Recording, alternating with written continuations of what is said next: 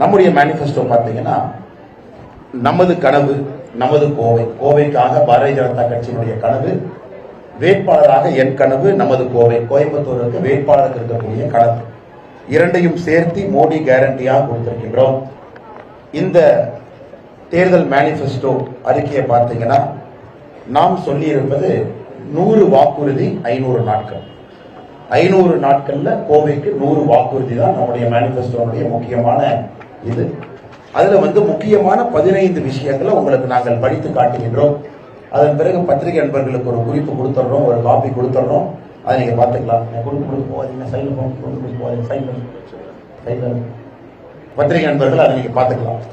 இன்னைக்கு மிக முக்கியமாக முதல் நம்முடைய வாக்குறுதி, கோயம்புத்தூர் பாராளுமன்ற தொகுதிக்கு உட்பட்ட 6 சட்டமன்ற தொகுதிகளில் பாராளுமன்ற உறுப்பினர் அலுவலகம் திறக்கப்பட்டு அது மக்கள் குறைதீர்ப்பு மையமாக 6 சட்டமன்ற அலுவலகத்தில் தனித்தனியாக அது செயல்படும்.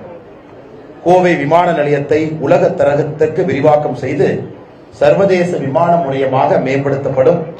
கோவை மெட்ரோ திட்டப்பணிகள் விரைந்து முடிக்கப்படும். தமிழகத்தில் 2வது Indian institute of management IIM கோவையிலே நிறுவுவதற்கான எல்லா முயற்சி எடுப்போம். விவசாயிகளுடைய நீண்ட நாள் கோரிக்கையான ஆனைமலை நல்லாறு திட்டத்தை செயல்படுத்துவோம். கோவையினுடைய ஜீவ நதியாக இருக்கும் நொய்யல் நதி மற்றும் அதன் கிளை நதியான கௌஷிகா நதிகளை மீட்டெடுத்து கோவையினுடைய நீர்வளத்தை மேம்படுத்துவோம்.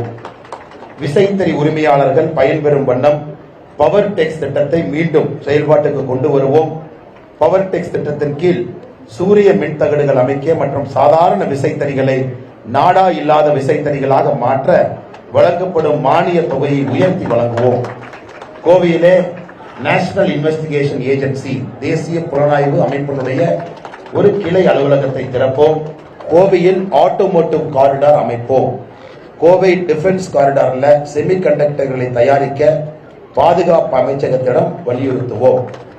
கோவை பாராளுமன்றத்தில் மத்திய அரசினுடைய 4 நவோதயா பள்ளிகளை அமைத்து நமது குழந்தைகளுக்கு உலகத்தரம் வாய்ந்த கல்வி கிடைக்க வழிவகை செய்வோம்.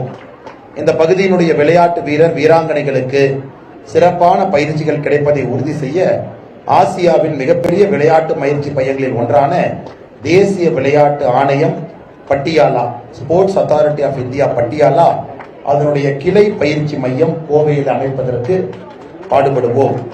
கோயம்புத்தூர் பாராளுமன்ற தொகுதிக்குள்ள அடுத்த 500 நாட்களுக்குள்ள, அதாவது 1.5 வருஷத்துல 250 மோடி ஐயாவுடைய மக்கள் மருந்தகங்களை நிறுவுவோம்.